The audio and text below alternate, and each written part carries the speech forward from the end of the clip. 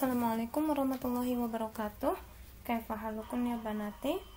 Alhamdulillah naltaqi di hadzal yawm nata'allam darsul akhlaq fa insyaallah nabahas an ay madatin kanat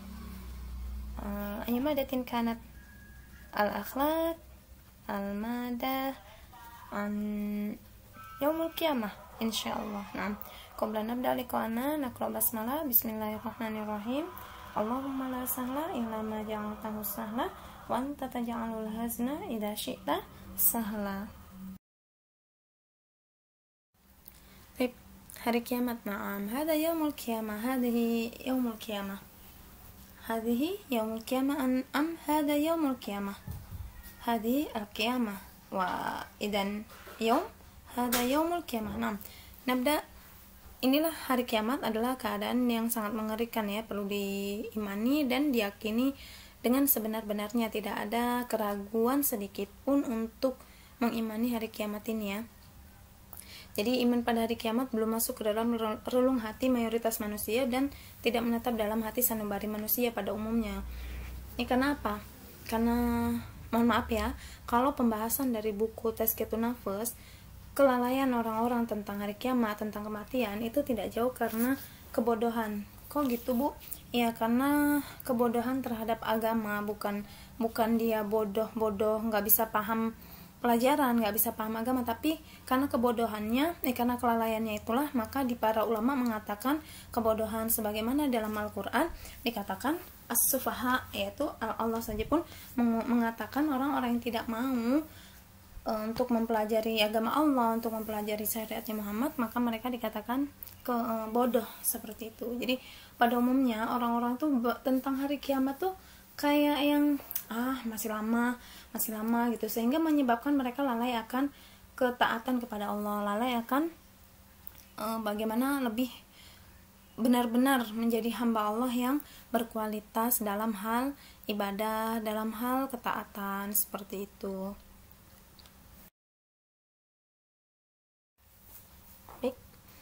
Apa yang terjadi? Ada apa sih dengan hari kiamat gitu kan? Ada apa saja dan terjadi hal apa sih pada hari kiamat itu? Sebelum kita memasuki pembahasan padang mahsyar dan hari kebangkitan, kita flashback dulu ya tentang hari kiamat. Kiamat itu kan terjadi ketika trompet ditiupkan oleh malaikat Israfil ya. Jadi sangkakala pertama itu faza, yang kedua sa'iq, yang ketiga ba'as. Ketika Allah memerintahkan kepada para malaikat Israfil untuk meniupkan trompet pertama, ya, maka itu adalah faza. Seluruh makhluk, seluruh manusia yang ada di pasar, yang sedang menyusui anaknya, yang lagi hamil anaknya langsung brojol, yang nyusuin anaknya langsung dilempar, yang di pasar langsung lari ketakutan ya. Semua pada ketakutan dan mengatakan ya laita gitu kan. Seandainya, sampai orang kafir pun ketika terjadi kiamat, mereka berkata ya laitani kuntu turaba, ya Tuhanku seandainya ya laita itu ya, seandainya saja aku tercipta itu hanya seperti menjadi debu. Artinya mereka tuh menyesali kehidupan mereka ketika di dunia itu angkuh, durhaka, sombong, aniaya terhadap orang mukmin seperti itu. Mereka menyesal, tapi penyesalan pada hari kiamat sudah tidak ada artinya. Penyesalan ketika ruh sudah di kerongkongan manusia sudah tidak ada artinya. Nah, setelah terjadi ditiupkan trompet faza, terjadilah trompet sa'iq, kematian ya. Setelah trompet kedua, seluruh manusia dimatikan, hancur seluruh dunia ya. Bumi hancur, langit roboh, gunung-gunung berbenturan ya, sebagaimana dalam surat Al-Qari'ah, berterbangan bagaikan kapas-kapas, seluruh manusia hancur lebur ya, kecuali ada satu yang tidak hancur. Apa itu, Mbak? Ajbut zanab, tulang ekor ya, yang mana nanti pada masa dari kematian itu sampai sebelum dibangkitkan pada masa tertentu, dikatakan di situ 40, tapi tidak dijelaskan pada Rasul 40 itu 40 apa. Pokoknya selama masa 40, dari masa kematian itu sampai masa 40 itu Allah menurunkan hujan dari langit ya. Langit apa, Bu? Ya pokoknya nggak usah dibayangin langit di dunia. Ini kita udah di masa-masa setelah kiamat menanti trompet kebangkitan, Mbak. Jadi Allah menurunkan hujan ya, masa penantian 40 tadi dalam masa yang tidak ditentukan 40-nya apa, 40 hari, 40 bulan, 40 minggu atau 40 apa, wallahu a'lam. Yang pasti Rasul mengatakan Allah menurunkan hujan, kemudian seluruh tumbuh-tumbuhan itu subur, bumi menjadi subur gitu ya. Kemudian makhluk semua ya, seluruh makhluk ruhnya dikembalikan ke jasadnya masing-masing. Begitu juga manusia dikembalikan seperti semula ya, sudah sempurna semuanya sudah sempurna ya, dari zamannya Nabi Adam sampai kita kiamat nanti, itu tanpa menggunakan alas kaki, tanpa menggunakan pakaian ya, dalam keadaan telanjang ya. Kemudian kita berada di padang mahsyar ya, dataran yang sangat, lapangan yang sangat datar ya, tidak tahu ujungnya di mana, permulaannya di mana, seluruh makhluk dikumpulkan di sana. Kemudian ketika kita dibangkitkan, perlu diketahui bahwasannya kita dibangkitkan dengan orang-orang yang siapa kita cintai di dunia ini. Siapakah orang yang kita cintai di dunia ini? Kalau kita lebih mencintai orang-orang kafir yang sekarang sedang sangat menguasai remaja-remaja muslim, hatta kita yang sedang belajar agama, kita yang sedang belajar Al-Quran, kita yang sedang mendalami ilmu agama, itu pun terseret untuk tergoda ya, HP-nya disimpan dengan foto-foto mereka, orang-orang kafir itu ya, BTS DKK lah ya, ibu sebutin karena ya khawatir ada yang gak paham maksud ibu. Atau anim-anim, bahkan profil ataupun galeri atau wallpaper itu gambar ya anim-anim tadi, yang mana sadar dan sangat sadar Antuna itu paham tidak akan memberi keuntungan pada kalian, begitu ya.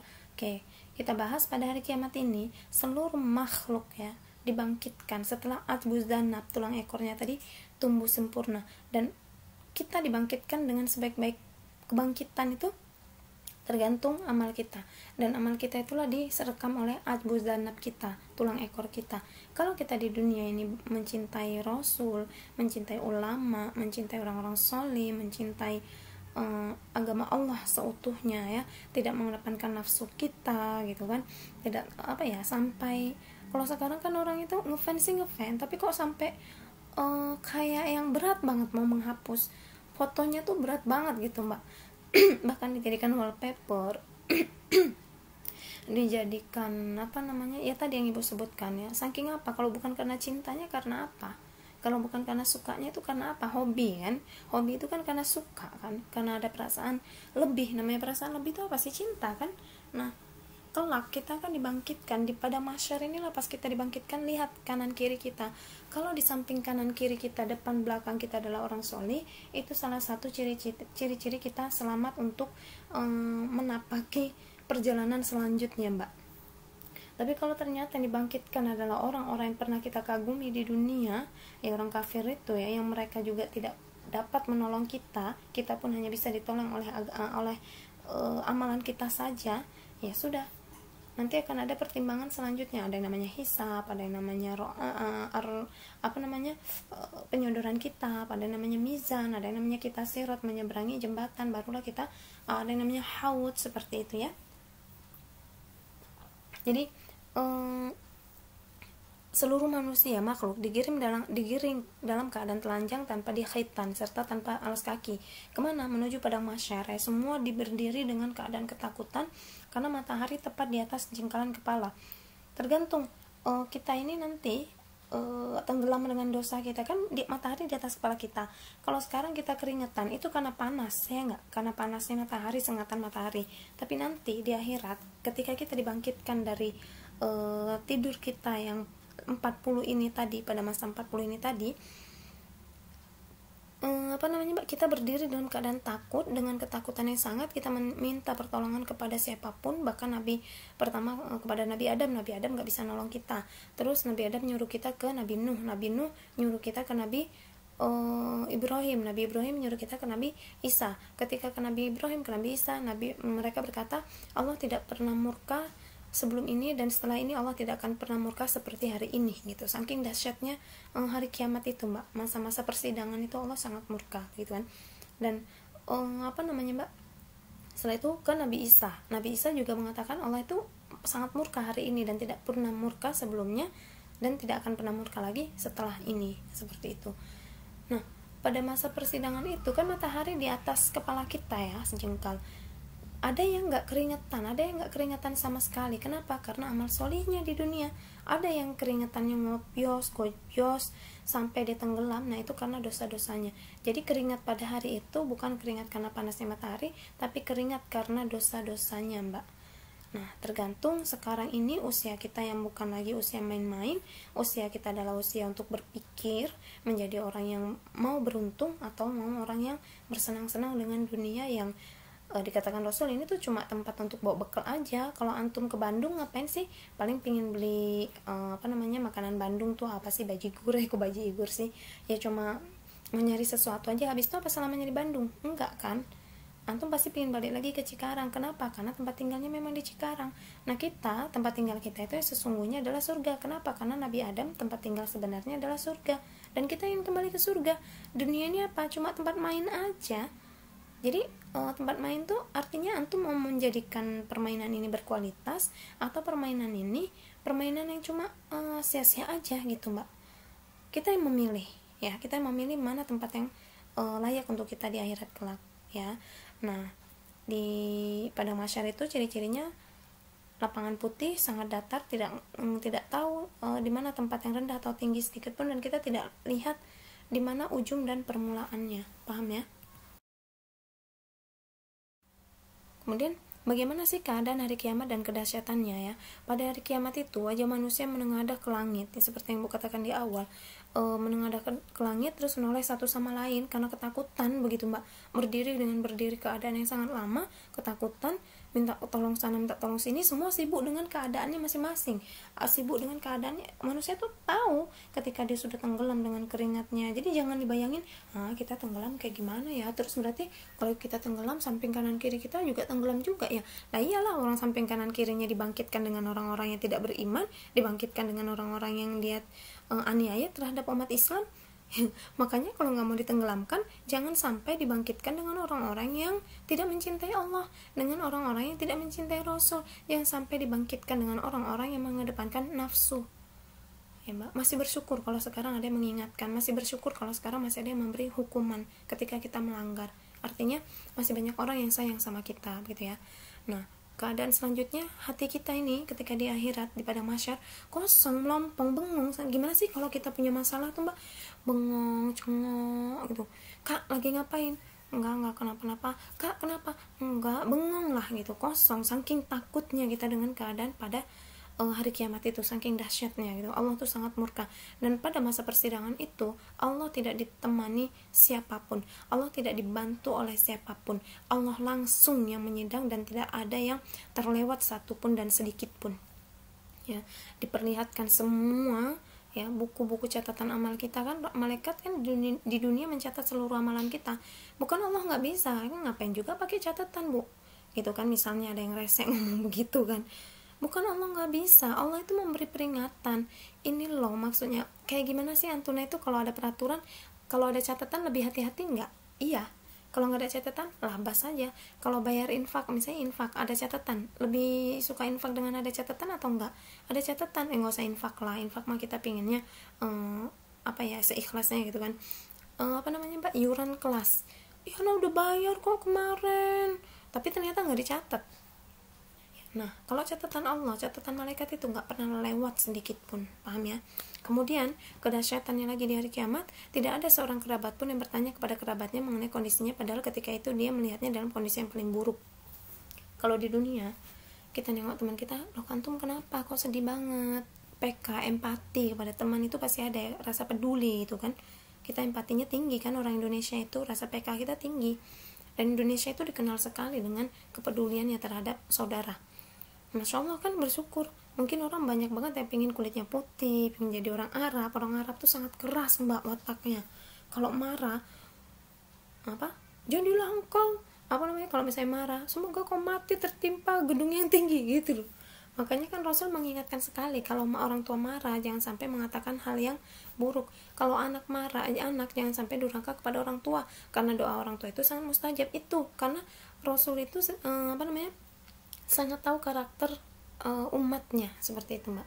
Bersyukurlah kita punya orang tua, kalau marah, Kak, tolonglah Umi tuh sayang sama kakak, bersyukur nggak mbak? Bersyukurlah. Kalau uminya udah nggak sanggup, paling-paling nangis tuh mbak.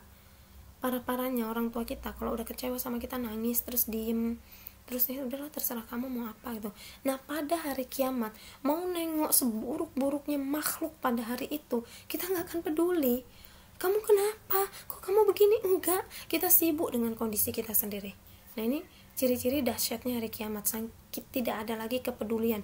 Jadi nggak ada lagi peduli mau dia telanjang kek, mau dia jungkir balik kek, mau dia kakinya dia berjalan dengan tangannya kek, kita nggak akan tanya kok jalannya pakai tangan sih, emang nggak punya kaki. Nggak ada.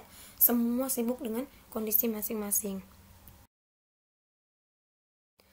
Nah, setelah kita dalam keadaan di mahsyar tadi, kita berdiri kan Mbak, berdiri lama gitu kan Mbak. Kita tuh lagi ngantri mencari untuk persidangan selanjutnya. Kita cari pertolongan ke sana kemari ya. Nabi Adam nggak bisa ngasih pertolongan. Habis Nabi Adam Nabi Nuh nggak bisa juga, Nabi Ibrahim nggak bisa juga, Nabi Isa nggak bisa juga ya. Siapa Bu yang bisa ngasih pertolongan sama kita? Siapa lagi kalau bukan Nabi kita Mbak? Ya pertama amal kita, ya amal kita inilah nanti yang akan memberikan satu pertolongan kita atas izin dan ridha Allah. Kemudian umat Muhammad itu pasti semua mendapat pertolongan dari Nabi Muhammad, yaitu syafaat ya, ada di pelajaran akidah ya. Nah kita membahas sekarang ini tentang amal. Jadi setiap anggota tubuh akan berbicara kecuali mulut kita Mbak. Pada hari kiamat itu juga dikatakan pada hari mulut mulut dikunci, kaki dan tangan yang berbicara, rambut berbicara, mata berbicara untuk apa ya, tangan berbicara, jari-jarinya akan berkata, ya Allah, ketika di dunia dia menggunakan aku untuk bermaksiat kepadamu, dia membuat makhluk, dia menggambar makhluk yang sangat sempurna, tapi dia tidak memberikan nyawa, maka Allah akan memerintahkan, hai kamu berikan nyawa pada makhluk yang telah kau gambar ini. Kita nggak mampu, dan itu akan menjadi pertanyaan, dan itu akan menjadi persidangan, beratnya persidangan kita Mbak ya. Kalau sekarang betul Ibu yakin kalian kan banyak yang pandai-pandai menggambar. Nah bagaimana gambar-gambar yang kalian buat itu menjadi bermanfaat sehingga di akhirat kelak, wahai Allah, ketika di dunia dia suka menggambar dan dia dari gambarnya itu banyak memberikan manfaat untuk remaja, banyak remaja yang memeluk Islam, banyak remaja yang jauh lebih taat karena membaca tulisannya, tertarik dengan keindahan gambaran dia. Gambar itu kan pertama value dari lukisan kita lah ya, tapi usahakan gambar jangan sempurna ya Mbak, nggak usah ada mata, nggak usah ada hidung, ini nggak perfect lah Bu. Ya udahlah terserah, kalau itu kembali ke nafsi aja lah ya. Kami sebagai guru kan mengingatkan, kenapa? Karena kelak kita ingin saling bertemu satu sama lain gitu kan. Oke, kemudian ketika perhitungan amal ini ditanya tentang 4 hal ya, umurmu itu dihabiskan untuk apa. Jadi gini Mbak, kita ini hidup di dunia, bukan kita nggak boleh kaya, bukan kita itu nggak boleh bersenang-senang, bukan, tapi bagaimana mudahnya kita itu kita gunakan untuk memberi banyak manfaat pada orang lain. Karena khairun nas anfa'uhum linnas, sebaik-baik manusia adalah yang paling banyak memberi manfaat untuk orang lain ya kan. Jangan sampai masa muda kita ini untuk menggait teman-teman kita yang tadinya nggak suka anim jadi suka ya. Nggak, Ibu tuh kalau terus terang ya, Ibu tuh bukan orang yang suka Korea terus suka anim gitu kan, tapi kalau misalnya Ibu dikasih tahu terus-terusan kan jadi kepo gitu loh Mbak. Jadi ada kayak apa sih, oh iya juga, tahu nggak sebab itu karena sering diperlihatkan, akhirnya terkenalah sihir mata, sihir telinga. Dan siapa yang memulai? Orang yang memulai itulah yang akan mempertanggungjawabkan juga terkena dosa jariahnya. Yang melakukan lu kan Bu Ana udah tobat, nah setelah itu antum tidak bisa mengajak dia untuk bertobat, tetap ada persidangan Mbak. Itu makanya kenapa jangan memulai dosa, karena satu dosa yang kita lakukan akan membuka pintu-pintu dosa yang lainnya. Satu kebaikan yang kita lakukan akan membuka pintu-pintu kebaikan yang lainnya. Kenapa sih nggak pilih aja kebaikan gitu ya? Kalau dibilang Bu Dila mah nggak ngerti hal-hal begitu, iya Ibu nggak ngerti karena Ibu memang nggak ada ketertarikan gitu Mbak ya. Semoga sampai mati juga jangan sampai ada ketertarikan dengan hal-hal yang menyebabkan kerugian di akhirat begitu. Bukan sombong, artinya ya memang itu kan tujuan hidup kita, dibebaskan dari hal-hal yang memang tidak bermanfaat untuk kita begitu kan. Nah akan ditanya 4 hal, umur kamu dihabiskan untuk apa? Hai hamba Allah, umurmu dihabiskan untuk apa? Apakah untuk bermaksiat? Apakah untuk banyak memberi manfaat kepada orang lain? Apakah untuk tilawah? Apakah dihabiskan untuk sodako? Apakah dihabiskan untuk berbakti kepada orang tua? Apakah dihabiskan untuk hal-hal yang bermanfaat, ataukah untuk hal-hal yang hanya mengundang murka Allah demi kenikmatan nafsu sesaat?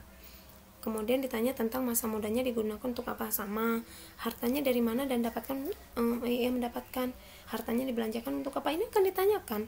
Kita punya ini ibu lah ya, kita lah, jangan ibu lah, nanti takut nggak enak pula artinya ya. Kita nih kan hidup, antum juga masa kini udah pandai berbisnis ya nggak? Ada yang udah ibu lihat tuh Facebooknya jualan apa namanya mbak, skincare, hand body ya, BRL gitu kan. Itu dapat uangnya untuk apa? Apakah dikumpulkan kemudian pengen beli komik terbaru, yang season ini, yang versi ini, yang ini manga ini gini-gini. Apakah ketika mendapatkan uang digunakan, ya Allah aku dapat untung dari penjualan ini 200.000, 100.000 aku sodakohkan, 100.000 lagi aku untuk modal, atau 50.000 aku sodakohkan, 50.000 untuk tabungan, yang 100.000 untuk modal lagi, 50.000 tabungan untuk apa? Ini juga akan dipertanyakan. Kalau tabungan untuk beli tadi komik, manga, novel atau hal-hal yang tidak bermanfaat, ya jadinya akan dipertanyakan. Tapi kalau 50.000 tabung untuk biaya naik haji orang tua, mau ngasih hadiah untuk orang tua umroh, mau untuk kita kuliah ya, dimana yang terbaik untuk kita sehingga kita bisa istiqomah, itu akan ada pertanyaan yang bisa, dan kita harus mengakui semua pertanyaan itu mbak. Kemudian ditanya hartanya dibelanjakan untuk apa, ya tadi untuk apa kalian belanjakan, nih paham ya insyaallah ya. Nah, setelah semua tadi ditanyakan, akan ada yang namanya timbangan amal, ya Mbak. Setelah perjalanan dari mahsyar, kemudian kita menjalani persidangan tentang 4 hal tadi yang ditanyakan ya.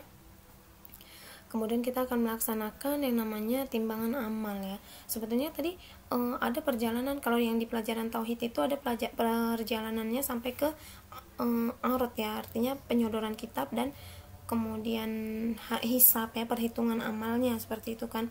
Nah ini kita pembahasan di akhlak lebih mengena kepada hal-hal yang kenikmatan, kengerian, kedahsyatannya begitu. Oke, kita lanjut ya, timbangan amal. Nah timbangan amal ini tadi amalan kita itu sebesar apa, mana ya, bentar ya mbak ya, Allahu Akbar. Nah, timbangan amal. Jadi gini, ada pilihan nih mbak, ada pilihan, dan ini tergantung ketika hidup kita. Ketika kita hidup, ya, kita kan beramal, ada amal soleh, ada amal baik. Nah di akhirat ini kan ada yang namanya mizan ya, timbangan amal kebaikan, timbangan amal keburukan. Saat timbangan amal ini yang berat sebelah kanan, sebelah kirinya kosong, selamatlah dia. Nah ada kondisi kedua, timbangan amalnya berisi banyak, timbangan ininya ada sedikit, tetap ada nanti namanya hisab nih mbak, tetap dihisab ya, tetap dihisab. Kemudian ada kondisi di mana timbangan amalnya banyak, timbangan keburukannya juga banyak. Nah ini ada hisabnya juga, nanti dia masuk neraka dulu diberesin, baru masuk surga gitu ya. Nah ada kondisi lagi timbangan amalnya sedikit banget, timbangan amalnya dikit banget, amal solehnya dikit banget, tapi amal buruknya ini bersih, gak ada. Karena setiap dia melakukan kesalahan, dia melakukan dosa, dia langsung bertobat kepada Allah. Setiap kali dia melakukan aib, dia selalu langsung bertobat kepada Allah, sehingga bersih lah ini. Jadi mau pilih yang mana? Yang amalnya ada, ininya juga ada, atau yang amal baiknya banyak, amal buruknya juga banyak ya. Ada yang amal baiknya dikit, ininya bersih. Pilih yang mana? Kalau ibu yang masih pilih yang ini, nggak ada hisapnya, jadinya kita masuk surga nggak payah-payah kali kan, karena amalnya ini bersih gitu loh mbak, daripada amalnya banyak, amal buruknya juga banyak karena nafsu di dunia, ngeri.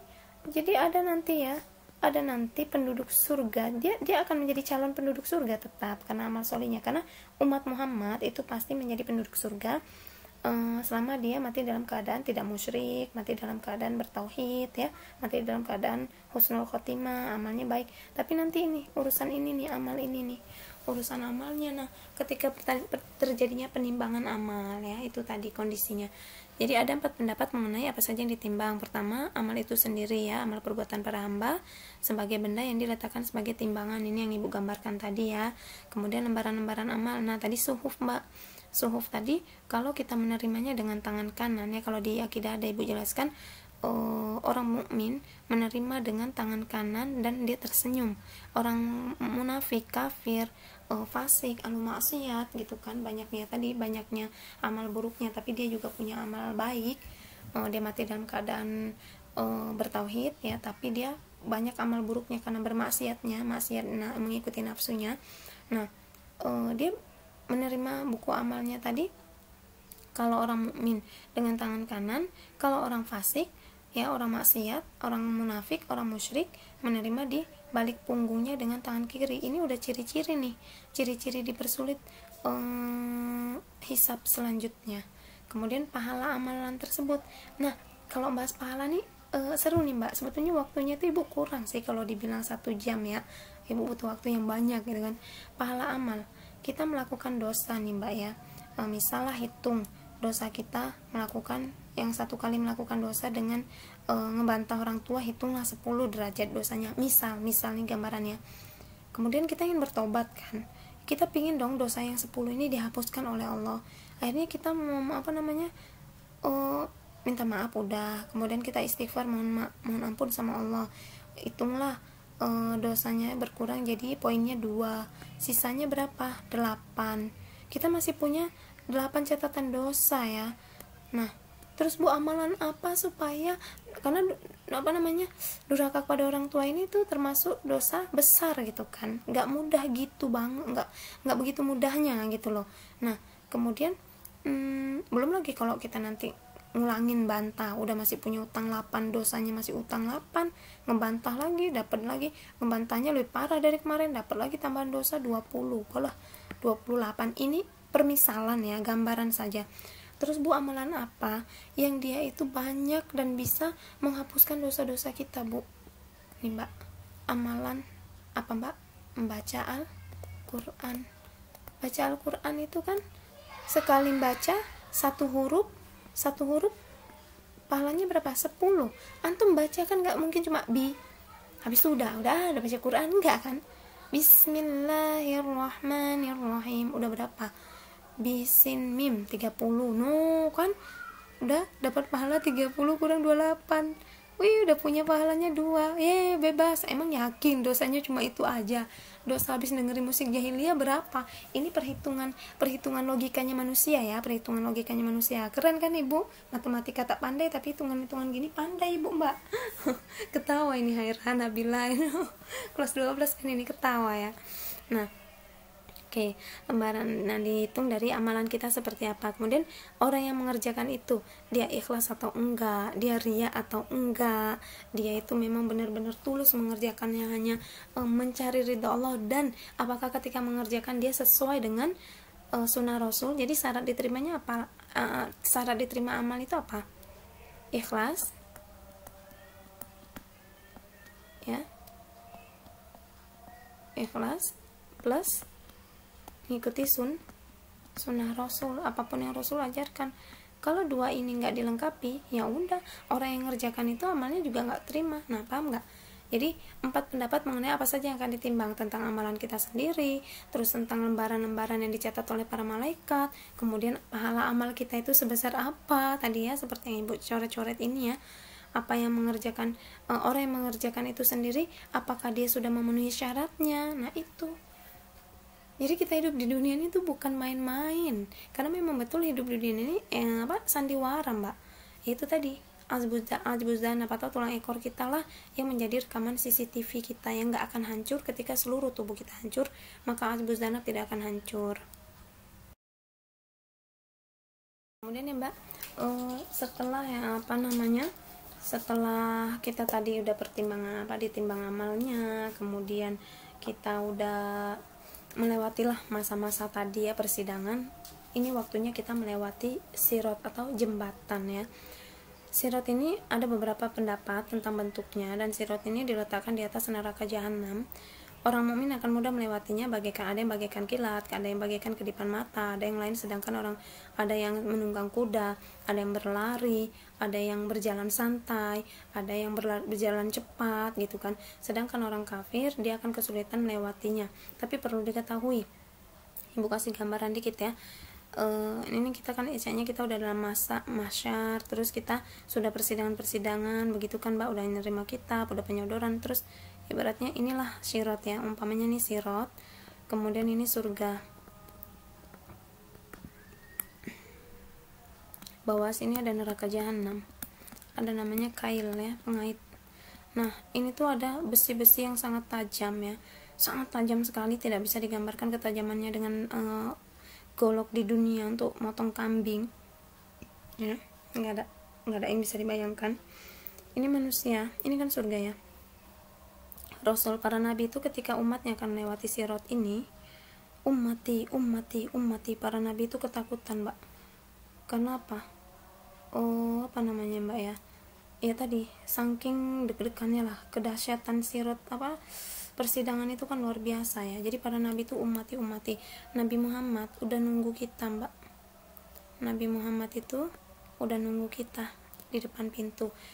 Kan ada haud juga ya, ada haud, Nabi itu juga udah nunggu di haud gitu ya. Nah jadi ketika umat manusia itu berjalan, ada yang lari sekencang kilat langsung, ada yang lari tik lari, alhamdulillah sampai juga ke surga. Karena digambarkan sirat ini sangat licin, digambarkan juga lebih kecil daripada rambut yang dibelah 7 ya. Rambut aja kecil, kalau kita lewati aja mungkin patah sekarang kan, apalagi nih di sirat ini mah nggak patah, cuma bayangannya itu loh, hal-hal yang sangat nggak masuk akal kita, tapi sama Allah itu semua pasti terjadi gitu kan. Ada yang jalannya nih pelan, hampir masuk dia karena ada dosa yang harus dibersihkan dulu di neraka, jatuhlah dia kena kailnya, masuk ke neraka ya kan. Kalau udah bersih itu nantilah dia ada dapat syafaat atau enggak, atau amalnya itu udah bersih atau belum, tapi nanti dia bisa masuk surga Bu. Kalau di umat Muhammad dan amalan dia ini bersih, nanti udah habis dibereskan, maka dia bisa memasuki surga insyaallah, dengan syarat-syarat yang sudah ditentukan oleh Allah seperti itu. Jadi dahsyat sekali, inilah kita di sini nanti. Dan mau mudah lewat sini tadi ya, faktor di awal persidangan awal tuh gampang nggak? Kita gini aja lah Mbak, kalau mau keluar negeri lah ya misalnya, nggak usah lah ibu mau pulang ke Aceh lah, itu kan pemeriksaan kan Mbak, yang pernah naik pesawat lah mungkin ada pemeriksaan nggak? Iya, disuruh buka ini buka itu. Kalau kita nggak bawa benda-benda tajam, kita nggak bawa narkoba, santai nggak? Santai. Nah, apalagi kalau udah sidang melewati gate 1 tuh udah oke lah, nanti melewati pintu pemeriksaan yang kedua juga udah oke gitu kan. Nggak mungkin bisa lolos di pintu 1 tapi pintu 2 kena masalah, itu jarang terjadi seperti itu, kecuali memang dia udah pinter kali lah. Pengaduan dan pembalasan. Oke. Jika seseorang meninggal sebelum dibalas kezaliman yang pernah ia lakukan, maka musuh-musuhnya akan menuntutnya. Ketika engkau dalam keadaan seperti itu, orang-orang mengadukannya menancapkan cakar-cakar mereka memutuskan untuk membinasakanmu dengan tangan-tangan mereka. Jika seseorang meninggal sebelum dibalas kezalimannya, ada si fulan mati kan Mbak. Nah, meninggal sebelum dibalas kezalimannya, dia itu ketika hidup dia melakukan kezaliman ya, dia tidak meminta maaf, dia tidak meminta maaf untuk memberikan kesempatan orang yang dizalimi agar membalas kezalimannya, paham nggak?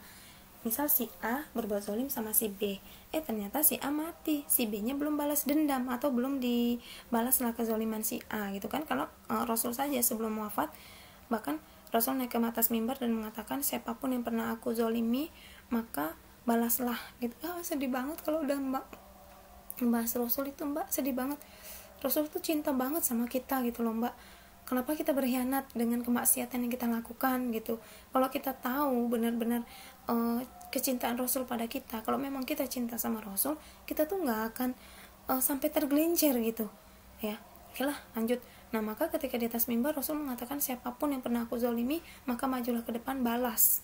Artinya Rasul itu nggak mau nanti ada pembalasan di akhirat, karena kelak nanti di akhirat orang yang pernah dizolimi, misal dia dizolimi di dunia gitu kan mbak, tapi dia belum dibalas kezolimannya, dia akan terus orang yang menzolimi tadi masuk surga pula. Maka orang yang dizolimi akan berkata, ya Allah, dulu dia di dunia pernah menzolimi aku, ya Allah, dulu dia di dunia begini dan begini. Akhirnya dia bisa jadi gak masuk surga, dia harus membalas kezolimannya masuk neraka dulu. Meskipun nantinya dia setelah masa pembersihannya, setelah dibersihkan, dicelup-celupkan dengan panasnya neraka, dia bisa dibersihkan.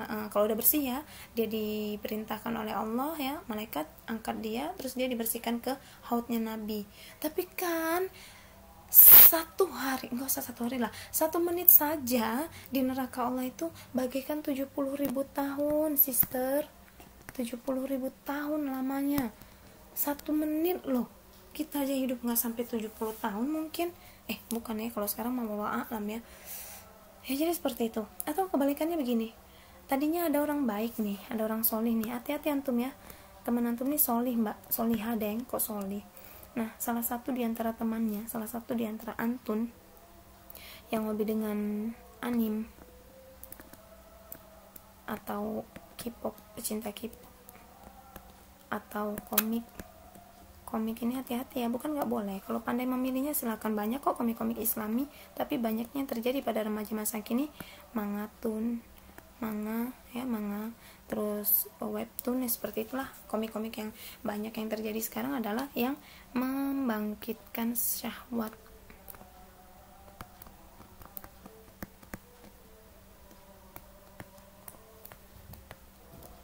Hati-hati. Ternyata teman ini tuh tadinya solihah, gara-gara kita yang hobinya suka lah, bukan hobi, suka dan kolektor lah ya terbilangnya, koleksinya ini, kita tuh ngenalin ini ke ini tuh, ngenalin. Tapi kan kita nih juga beramal solih, kita hidup kita juga tilawah, kita berbakti sama orang tua kita baik lah. Ketika di akhirat ternyata ini si orang ini ya, ini gambaran ya mbak ya, si orang ini masuk surga duluan, dia masuk surga duluan. Ternyata ini karena dia lebih sempat sudah suka sama yang ini tadi, yang anim K-pop, dia belum bertaubat, ternyata dia juga mati kan mbak, dia mati, ternyata dia masuk neraka. Maka si wanita yang tadinya ini, yang kita ajak ini, yang diajak untuk suka sama ini akan menuntut, ya Allah, dulu dia yang mengajarkan aku untuk kenal anim, dulu dia mengajarkan aku untuk kenal sama keturunan Dajjal, ya Allah, dulu dia yang mengajak aku untuk lalai, ya Allah, kenapa dia sekarang masuk surga? Ini orang bisa gagal masuk surga loh. Hati-hati. Dan ibu yakin kalian tuh sadar sesadar-sadarnya hukum-hukum ini. Tinggal bagaimana menurunkan nafsunya, bagaimana melawan nafsunya untuk bisa mengurangilah mbak ya. Ibu hargai memang kekreativitasan antum, tapi bagaimanapun kreativitas itu jangan sampai mendorong kita mendapat murka Allah. Paham ya mbak ya, insyaallah ya.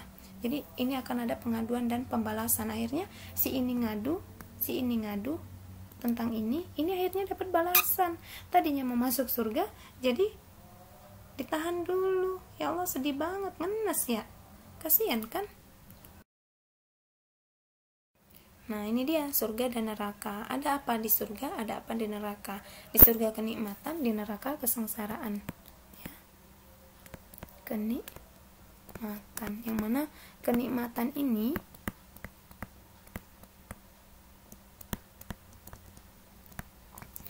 kenikmatan surga tidak bisa digambarkan dengan kenikmatan di dunia. Senikmat apapun para mereka orang-orang kaya yang bergelimangan harta, mungkin nginep di hotel yang tengah lautan semalam sekitar 40 juta gitu kan, nggak bisa dibayangkan dengan kenikmatan surga.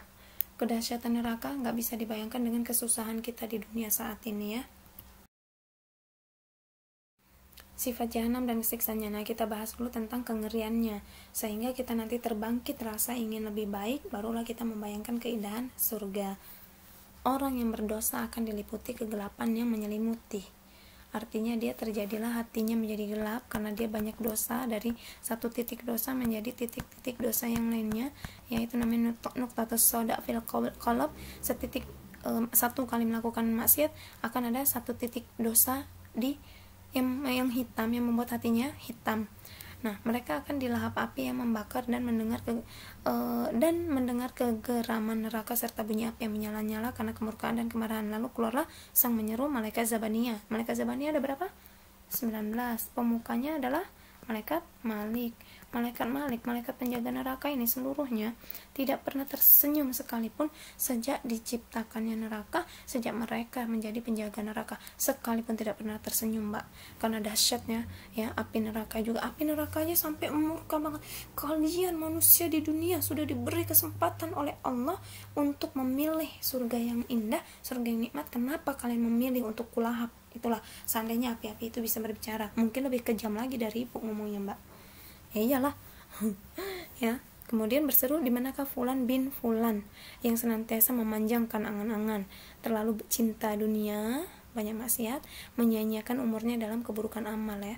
Para malaikat segera membawakan untuk orang yang dipanggil itu alat. Nah, udah dipanggil, siapa nih yang sukanya maksiat, siapa yang lalai sholatnya, siapa yang belajar Al-Quran tapi dia cuma sekedar setor tapi tidak mengamalkan untuk kehidupan sehari-harinya, siapa yang dia udah tahu aurat itu adalah kewajiban wanita untuk menutupnya tapi dia membukanya, siapa yang udah tahu bahwasannya pacaran itu adalah zina dan dosa besar tapi dia berpacaran, begitu.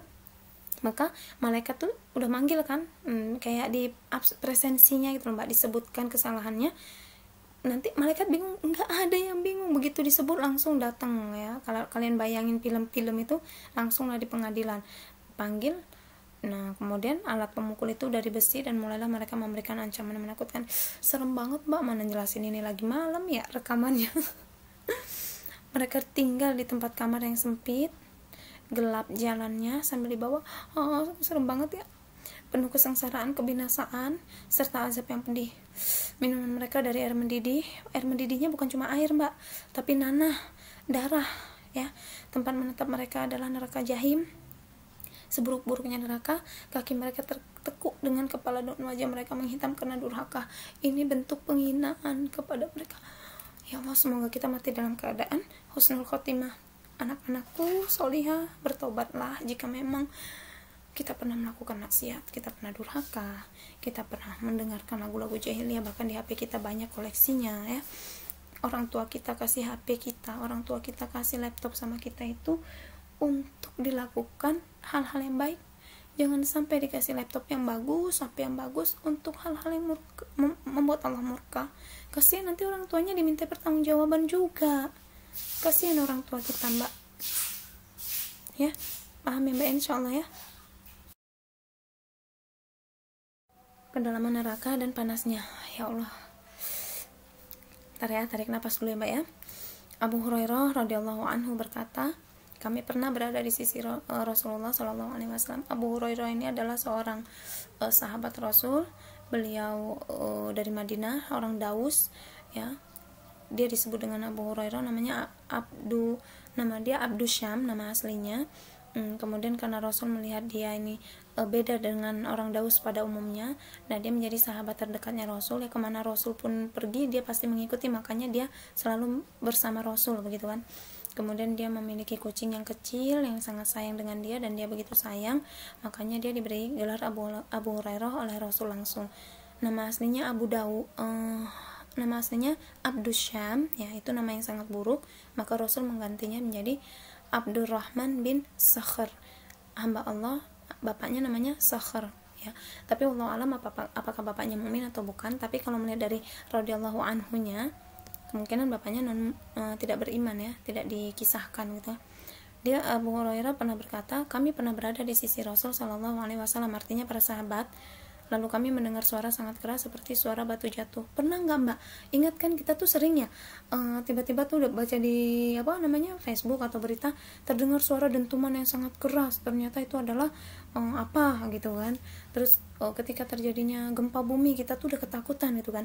Nah, suatu kali para sahabat sedang duduk bersama Rasul sallallahu alaihi wasallam mendengar suatu yang jatuh sangat keras sekali. Nabi bertanya, tahukah kalian suara apa itu? Kami menjawab, para sahabat, Allah dan Rasulnya lebih tahu. Beliau bersabda, ini adalah suara batu yang dilemparkan Allah ke dalam neraka sejak 70 tahun yang lalu. Baru sekarang batu itu sampai ke dasarnya, dasar neraka. 70 tahun Allah melemparkan. Lemparan Allah itu sedahsyat apa, Mbak? Ya Allah, Ibu teringat. Mengerikan, Mbak. Fitnah sekarang itu mengerikan sekali, Mbak. Bukan karena Ibu yang paling alim, bukan, tapi justru karena Ibu tuh banyak dosa. Mungkin diantara dosa paling banyak diantara kalian adalah Ibu. Dengan usia Ibu udah 30 tahun, usia Antuna masih 16 tahun, setengahnya ya. Mungkin diantara kita dosa paling banyak tuh Ibu. Makanya ya Allah, Ibu selalu berpikir kalau aku mati dalam keadaan banyak dosa, takut banget, Mbak. Belum dosa Ibu sama suami Ibu kalau durhaka, belum dosa Ibu sama orang tua Ibu, belum dosa Ibu sama orang lain yang mungkin menyinggung, belum dosa Ibu misalnya Ibu lalai gitu ya. Ya Allah, semoga kita dimatikan dalam keadaan husnul khotimah, kita ditempatkan di sebaik-baik tempat ya, Jannah Firdaus. Panas api di dunia hanya 1/7 dari panasnya api neraka jahanam. Sedangkan panas api di dunia saja sudah sangat panas, apalagi neraka jahanam. Ibu kena api masak ikan aja kecipratan, ya Allah meriah gitu kan. Ketika melihat anak Ibu main korek, tangannya kena melentung, Ibu udah ngomel segala macam. Apalagi dahsyatnya api neraka, Mbak, luar biasa. Ketika kita sulit untuk menundukkan nafsu kita, ketika kita sulit untuk menundukkan keinginan kita, cobalah ingat kondisi ini, Mbak. Ketika kita ingat kondisi ini, kondisi dahsyatnya neraka, insya Allah minta pertolongan Allah agar Allah membimbing kita supaya kita bisa mengalahkan nafsu kita. Karena Allah juga mengatakan kepada iblis, anak keturunan Adam tidak akan bisa tidak akan pernah mengikutimu wahai iblis selama mereka bertakwa. Mereka yang bertakwa kepadaku, kata Allah, tidak akan pernah mengikuti rayuanmu wahai iblis. Ya, ittaqillah, bertakwalah kepada Allah.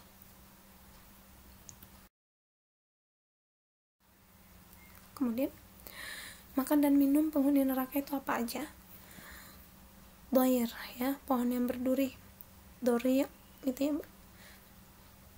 Jenis duri yang tidak dimakan oleh binatang karena sangat jeleknya. Ini kalau ngeruqyah baca ayat ini, jinnya langsung ngamuk karena jin itu bisa melihat kengerian dahsyatnya neraka secara goib gitu, Mbak ya, panasnya. Kemudian makanannya menyumbat di kerongkongan. Inilah dia makanan pohon yang berduri ya. Dia adalah jenis duri yang tidak dimakan oleh binatang karena sangat jeleknya. Binatang aja gak mau, tapi manusia penduduk neraka yang karena ahli maksiat, karena durhaka kepada Allah, mereka makan ini. Kemudian makanan ini menyumbat kerongkongan.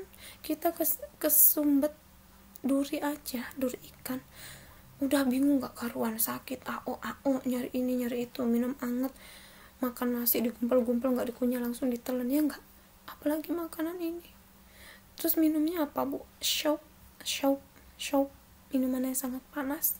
Minum air panas saja dari dispenser kita melempuh lidahnya. Campurannya zakum yang mencapai puncak kekotoran dan kepahitan, dicampur dengan hamim ya, air wamizaju min tasnim ya.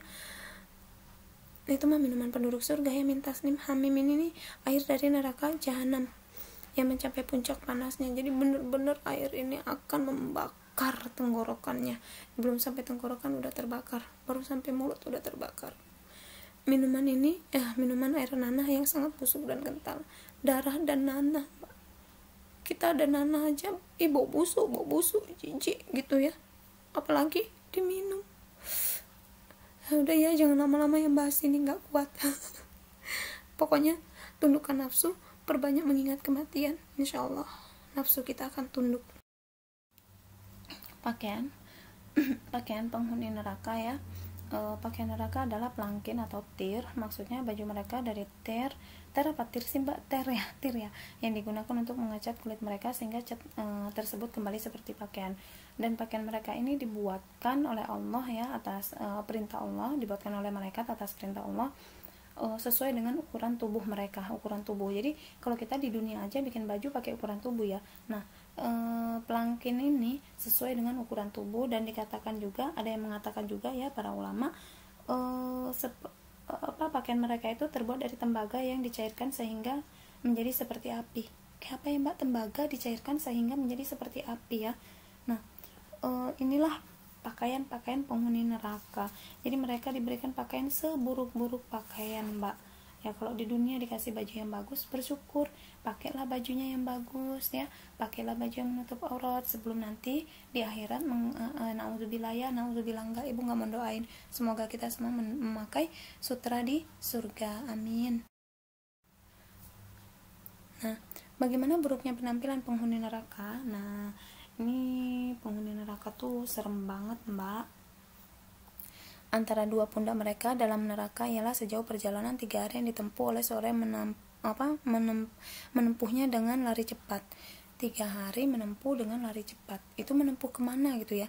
Ini nih pundaknya. Jadi pundaknya itu jauh banget. Gambaran penduduk neraka tuh jelek banget gitu loh mbak. Sejelek-jeleknya penduduk lah. Kemudian besarnya gigi taring orang kafir menyamai gunung Uhud. Bayangin mbak, gunung Uhud. Nggak bisa kebayang ya, orang belum pernah nengok. Udah ada belum ya yang pernah umroh lihat gunung Uhud?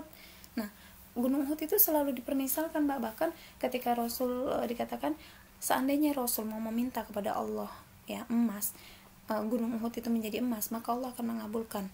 Jadi gunung Uhud ini memang selalu digambarkan untuk kebaikan, untuk keburukan tuh dikasih gambaran karena gedenya. Nah, kemudian tebalnya kulit orang kafir setebal jarak perjalanan 3 hari. Jarak perjalanan 3 hari. Sebentar mbak ya. Kalau ibu dari Aceh, ini kan tadi jalan ya. Ini kan perjalanan ya. Lari lagi, larinya cepat. Sedangkan ibu dari Aceh ke Jawa dulu naik bis itu 4 malam 5 hari. Berarti kalau dari Jakarta ke Medan mbak. Bayangin punggung mereka ya, bahu mereka ini, kalau logika manusia ya, gambaran manusia itu ya Jakarta Medan. Ini kalau naik mobil mbak, mobil lah ini lari loh mbak. Kemudian tebalnya kulit orang kafir setebal jarak perjalanan 3 hari, sama Jakarta Medan. Ya Allah, naudzubillah, jelek banget ya Allah mbak. Ya Allah, tobat ya, kita setiap mau tidur tobat, bangun tidur kita bertobat supaya Allah memberikan sebaik-baik tempat tinggal kepada kita, amin. Siksa penghuni neraka ya. Nah, siksanya tuh ya, malaikatnya tuh galak-galak, keras, kejam, sadis tuh mbak pokoknya. Malaikat menghardik keras mereka sebelum jadi para malaikat menghardik para penduduk neraka sebelum memasuki tempat tinggal. Ya Allah, belum masuk aja udah dihardik. Hai jiwa yang kotor, kita misalnya mau memasuki sebuah tempat, kemudian kita dihardik orang, ngapain kesini? Dijutekin itu mbak, sedih nggak? Sedih lah bu. Nah ini neraka, baru tau masuk neraka aja udah sedih, udah baru juga sampai depan pintunya udah ketakutan kan, apalagi ini disambutnya dengan kejam. Kemudian saling melaknat satu sama lain dan saling mencela satu sama lain. Ini tuh penduduk neraka ya tadi mbak. Ya Allah, dulu tuh aku begini karena dia, iblis yang mengajak aku. Ya Allah, karena iblis, karena syaitan begini dan begini. Pada hari itu sudah tidak ada lagi ya bantahan-bantahan. Udah, kamu kan udah aku kasih pilihan. Kalau kamu mau taat sama aku, ikuti ajaran Rasulku ya, maka kamu selamat. Udah, jadi di akhirat itu udah endingnya gitu mbak. Kemudian orang-orang beriman yang dahulu pernah mereka ejek dan mereka hina, ini ketika kita di surga, jadi sabar ya kalau diejek pakaian kita. Misal kita diejekin sama orang-orang yang nggak baik, assalamualaikum muhti gitu, udah nggak usah baper. Misal kita diejek pakaian kita itu jelek, pakaian kita itu kayak karung, nggak usah sedih. Yang penting antum bisa menjaga kerapiannya. Pakaian digosok, jangan sampai bau busuk gitu ya. Bau badan, astagfirullahaladzim. Karena bau badan itu zolim mbak, menzolimi orang lain juga. Nah, ketika kita di surga, karena ada ashabul jannati ashabun nar dalam surat Al-A'raf, penduduk surga akan memanggil penduduk neraka. Penduduk neraka akan memanggil penduduk surga. Hai penduduk surga, apakah kalian benar? Tuhanmu memberikan janjinya. Penduduk surga sambil melihat ke bawah, karena kan surga di atas, neraka di bawah kan.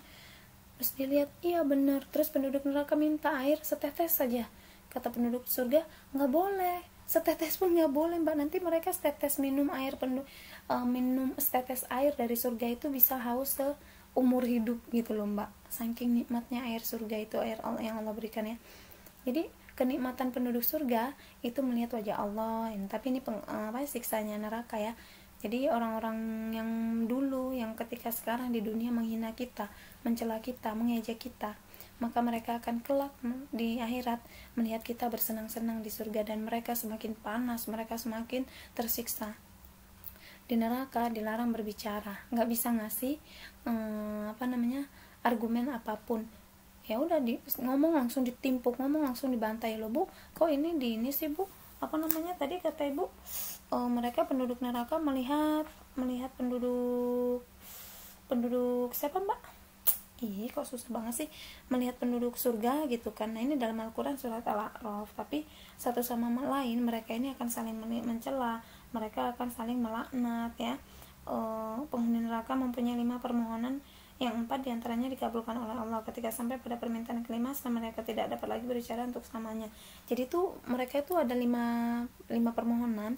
Ketika mereka berbicara, yang untuk yang kelima langsung dihalangi sama Allah, langsung ditutup mulut mereka begitu. Kemudian gambarannya udah habis kita melihat siksa neraka. Ibu cenut-cenut loh Mbak bahas neraka ini. Kalau udah bahas neraka, terus bahas tentang kecintaan Rasul sama kita gitu ya, cenut-cenut rasanya gimana ya, sedih. Kenapa kita tuh banyak yang lalai, termasuk ibu ya, namanya kita manusia, tapi Allah memberi kesempatan untuk bertobat. Oke. Penduduk surga itu kebalikan sama penduduk neraka, nggak usah dijelasin ya. Nah penduduk surga itu wajahnya terdapat kilauan kenikmatan, kebahagiaan. Gimana sih kalau orang dapat kenikmatan Mbak? Kalau orang lagi ada kesusahan, terus dikasih kemudahan sama Allah, dia langsung cering, seger gitu kan. Langsung orang haus dikasih minum langsung seger gitu kan. Nah penduduk surga diberi minum khamar. Di dunia kita menahan diri ya, tapi di akhirat kita diberi khamar yang murni ya, yang dilak tuh ditelan Mbak, yang ditelan sambil berletakkan di atas dipan-dipan, diletakkannya di tepi sungai yang mengalirkan khamar dan madu. Kayak apa ya rasanya, ya Allah, bayangin ya Mbak ya. Tapi bayanginnya pun gak akan sampai.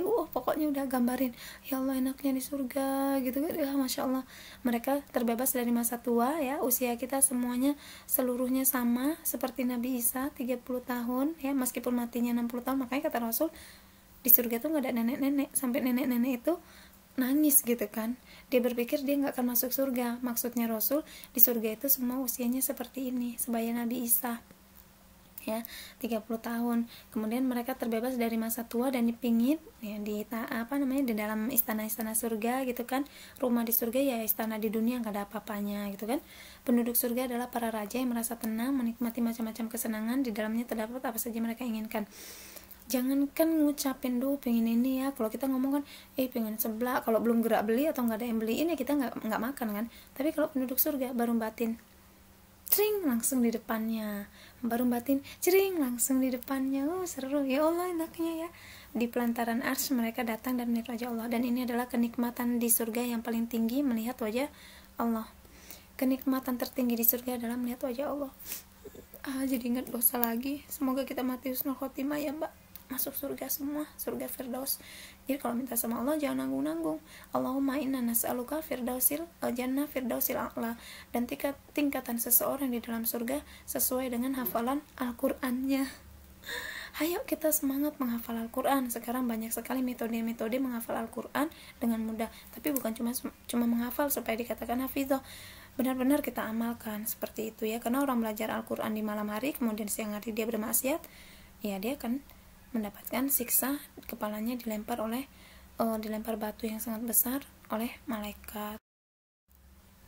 Kenikmatan surga melebihi yang dibayangkan manusia. Jadi manusia tidak akan pernah mampu membayangkan kenikmatan surga seperti apapun. Tadi kayak ibu bilang, coba Mbak dibayangin, nggak bakal bisa Mbak. Tapi setidaknya kita bisa membaca kenikmatan surga, itu luar biasa ya. Ibnu Abbas radhiyallahu anhu, dia ini ahli Al-Quran Mbak, sangat faqih terhadap Al-Quran ya. Sesuatu yang ada di dunia tidak akan ada di dalam surga, melainkan hanya nama-nama belaka. Jadi cuma nama-nama untuk memberi kenikmatan, tapi di surga itu jauh lebih nikmat, karena madu di surga tidak sama dengan madu di dunia, khamar di surga tidak sama dengan khamar di dunia, anggur di surga tidak sama dengan anggur di dunia, sutra di surga tidak sama dengan sutra di dunia, dipan-dipan di surga tidak sama dengan dipan-dipan di hotel termewah bintang 10 misalnya, emang ada.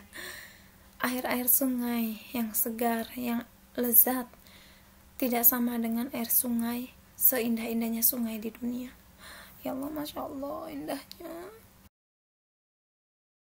Sifat pintu surga, tingkatan dan bangunannya. Sifat pintu surga, di surga itu terdapat 8 pintu. Kalau neraka berapa? 7 ya. Salah satunya disebut dengan royan untuk orang yang puasa, rajin puasa ya.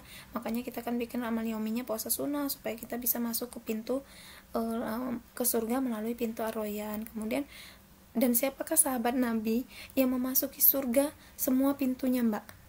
Pintu ar-royan, pintu yang rajin sodako, rajin yang jujur sodako, terus rajin puasa. Siapakah dia?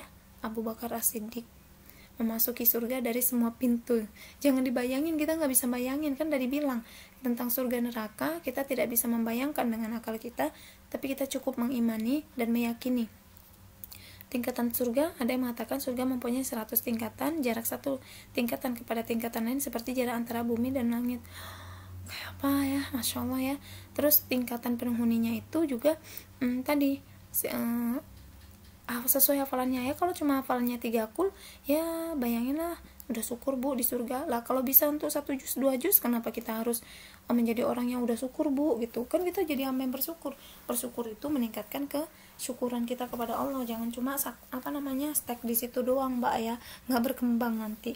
Kemudian bangunan surga, tempat yang tinggi, di dalamnya juga ada bangunan tempat-tempat tinggi, jadi mewah-mewah. Antuna pernah nengok tempat terindah itu apa sih? Kalau ibu apa ya? Ya ibu pernah tinggal di hotel aja sih Mbak, selebihnya ibu belum pernah melihat tempat-tempat tinggi lainnya ya. Jarang pergi-pergi gitu kan. Tapi di surga ada bangunan-bangunan tinggi yang sangat indah, dan di dalam bangunan itu ada bangunan lagi. Bahkan di surga ada rumah yang kalau dilihat dari luar kelihatan dalamnya, dan dari dalam kelihatan luarnya. Pokoknya seindah-indahnya bangunan adalah bangunan surga. Surga orang mukmin memiliki sebuah kemah yang terbuat dari sebutir mutiara berlubang, panjangnya 60 mil. Mutiara aja kayak apa? Pernah megang nggak Mbak? Pernah, punya umi anak, ibu belum pernah Mbak. Tapi mutiara di dunia tidak sama dengan mutiara di surga. Enak banget membaca lebih lengkapnya buku tentang keindahan surga. Carilah Mbak, wah itu semua tentang keindahan surga. Terus kita kalau udah baca tentang keindahan surga, pengennya tuh kita taat sama Allah. Kalau kita membaca buku tentang siksa neraka, pengennya kita itu bertobat gitu Mbak. Bener deh, baca buku-buku begitu. Punya tabungan budget setiap bulan itu beli buku-buku islami yang meningkatkan kualitas iman kita ya. Makanan dan minuman penduduk surga, makanannya banyak sih di Al-Quran ya, nggak cuma buah-buahan yang disebutkan dalam surat Al-Waqiah aja. Dalam surat Al-Basa juga ada kan, wa ainaba wa qatba wa zaituna wa nakhla gitu kan. Ada apa namanya anggur, kemudian ada madu, ada zaitun. Ini pokoknya segala makanan yang enak-enak lah yang diharamkan di dunia, semuanya di surga bisa kita makan. Pokoknya makanan penduduk surga itu sebaik-baik makanan gitu kan. Nah terus minumannya itu dari kafur ya, mata air dalam surga yang minumnya hanya hamba-hamba Allah saja ya. Kemudian segelas minuman khamar yang campurannya jahe, itu di dalam juz 29 Al-Insan apa ya, kalau ya Al-Insan sepertinya ya, coba dicek deh Al-Insan ya, minuman-minuman penduduk surga. Terus apa lagi Mbak ya, minumannya itu dari telaga Al-Kausar ya, yang mana isi hanya diberikan kepada Rasul saja. Terus airnya itu lebih putih daripada susu, lebih manis daripada madu ya. Terus di dalam surga tadi ya, ada burung yang lehernya seperti leher hewan yang disembelih, panjang gitu kan Mbak, cakep lah. Terus para peminumnya lebih bagus lagi dari sebelumnya gitu ya. Pokoknya tuh penduduk surga penuh dengan keindahan. Nah terus ada juga penghuni surga dan minum surga tanpa membuang air besar.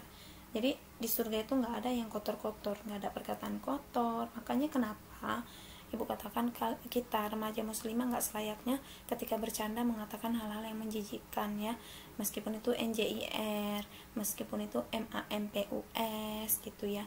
Anak ibu aja ketika ibu ngomong ih bagus ih gitu kan, dia salah dengar, parah ih mama ngomongnya kotor loh, Umi ngomong apa deh, MAMPUS gitu.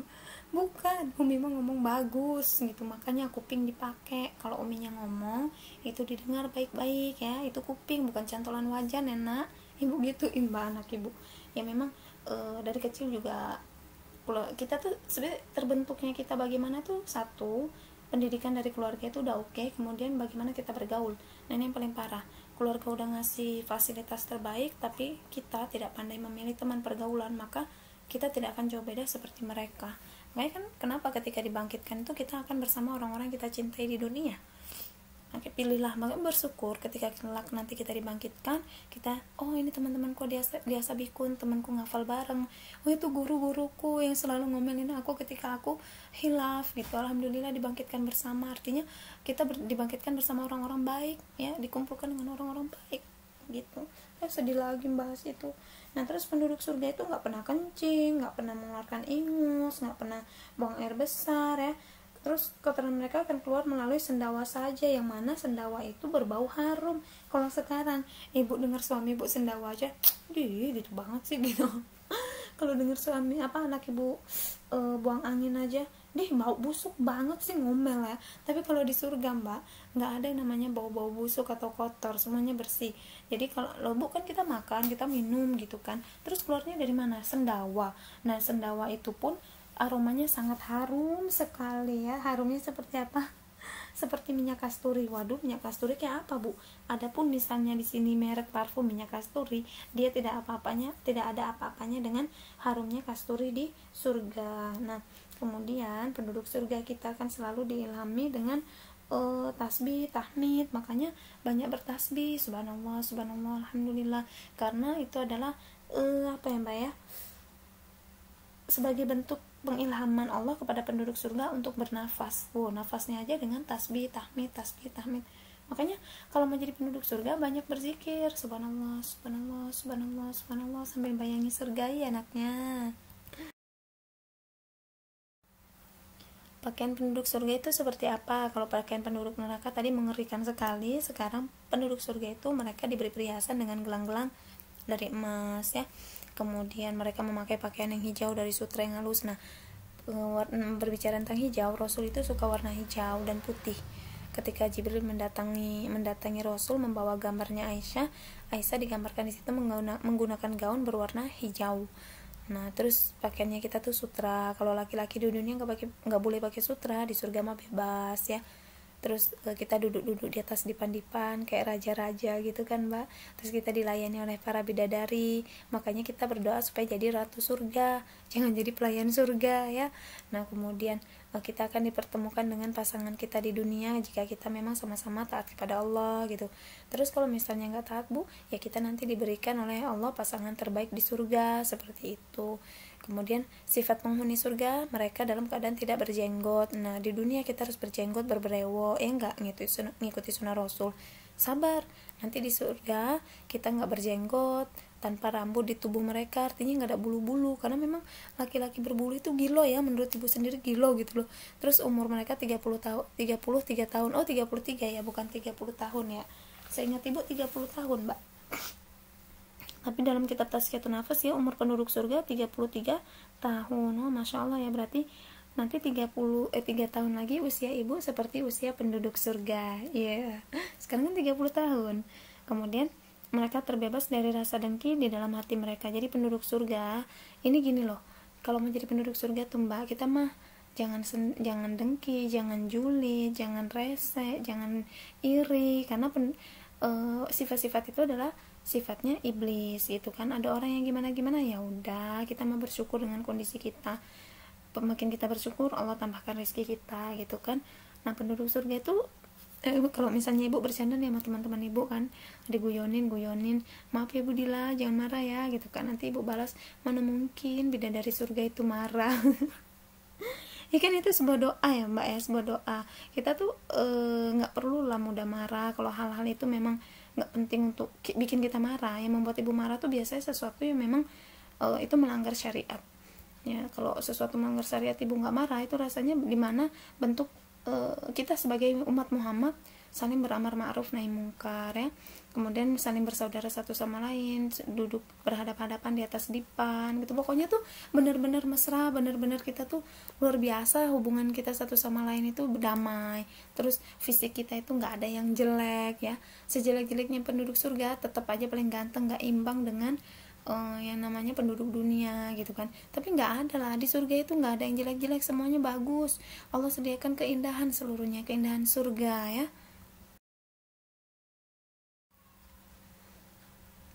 Tingkatan surga yang paling rendah itu apa, Bu? Tingkatan yang paling rendah seorang datang sesudah masuknya semua penduduk ke dalam airnya, artinya penduduk surga yang terakhir kali masuk. Mau Mbak? Ya mending lah Bu, daripada nggak masuk. Ya jangan gitu, kalau minta sama Allah mah langsung aja minta, ya Allah jadikanlah kami penduduk surga yang pertama-tama masuk surga ya. Seorang yang datang sesudah masuknya semua penduduk surga ke dalam surga, lalu dikatakan kepadanya masuklah ke surga. Terus dia jawab, wahai Rabbku, bagaimana aku akan masuk sementara orang-orang telah tinggal di dalam surga ya, tempat-tempat mereka, dan mengambil bagian. Lalu dikatakan padanya, relakah kamu bila kamu memiliki tempat seperti apa yang dimiliki oleh penguasa dunia? Yang menjawab, aku rela. Maksudnya kan penguasa dunia itu punya tempat yang nyaman. Nah penduduk surga ini yang terakhir masuk ditanya sama Allah, kamu kan dia gini, ya Allah aku mau tempat tinggalku di mana? Orang yang lain udah pada nempati tempatnya masing-masing, terus aku baru masuk terakhir. Terus Rasul Allah menawarkan, kamu rela nggak kalau dikasih tempat yang tempat itu setara dengan tempatnya penduduk penguasa di dunia? Penguasa di dunia itu siapa Mbak? Ya misalnya presiden lah gitu kan. Tempatnya bagus nggak? Bagus. Istana, iya. Sofanya mungkin yang harganya berapa ratus juta gitu kan, tapi nggak ada apa-apanya dengan keindahan dunia. Ya mau siapa yang nolak daripada masuk neraka, iya kan? Ini serendah-rendahnya penduduk surga, dia terakhir kali masuk. Kemudian bagaimana wanita-wanita di surga? Wanita di surga itu disucikan dari haid, jadi nggak ada haid, nggak ada nifas. Terus nggak pernah namanya itu sama suami akhlaknya buruk, nggak pernah ngomel, nggak pernah marah-marah, nggak pernah mencela, pokoknya nggak pernah julid lah gitu. Semua gimana sih kita kalau ngelihat perempuan yang baik, mau dia apain juga dia sabar, mau di gimana juga dia nggak tersinggung gitu kan. Nah mereka juga disebut al-hur, yaitu wanita muda cantik mempesona berkulit putih bermata yang Mbak, mata belok gitu ya, matanya tuh matanya bulat gitu. Hur itu al-hur di sini dikatakan al-hur ya, bentuk jamak dari haura yang jadi kalau punya adik namanya haura itu artinya wanita muda cantik mempesona berkulit putih bermata yang sangat indah. Dikatakan juga wanita yang matanya putih karena kulitnya bersih, warna kulitnya bersih. Wanita dengan dalam dalam mata putihnya itu ada hitam, bola matanya itu sangat indah gitu loh Mbak. Jadi matanya itu memancar keindahan ya. Terus mengaca, mataku gitu nggak ya? Nah kalau ada orang yang ciri-cirinya kayak gitu, biasanya mereka akan, ini kan mata penduduk surga gitu. Ibu punya kakak ipar ya, salah satu kakak ipar ibu tuh ya memang kebetulan dia cantik Mbak, tinggi, putih, terus kulitnya tuh bening banget, matanya juga belok kebetulan. Jadi kita sering ngeledek, mata belok banget, kamu itu loh, ini tuh mata penduduk surga tahu, matanya belok. Iya memang iya, mata penduduk surga tuh belok, cantik Mbak, bulu matanya lentik gitu ya. Terus ibu merasa gitu, iyalah kan kita calon penduduk surga. Melihat wajah Allah ini adalah kenikmatan yang paling indah dan yang diimpikan oleh seluruh penghuni surga ya, melihat wajah Allah dan arsy-Nya Allah. Penasaran nggak arsy-Nya Allah kayak apa, istananya Allah kayak apa? Surga saja Allah ciptakan dengan segala keindahannya, lantas bagaimana dengan arsy-Nya Allah? Ya semoga kita semua dalam keadaan menjadi hamba Allah yang benar-benar taat, sehingga kelak kita bisa melihat indahnya wajah Allah. Amin, amin, amin. Alhamdulillah, Masya Allah, selesai sudah pertemuan kita.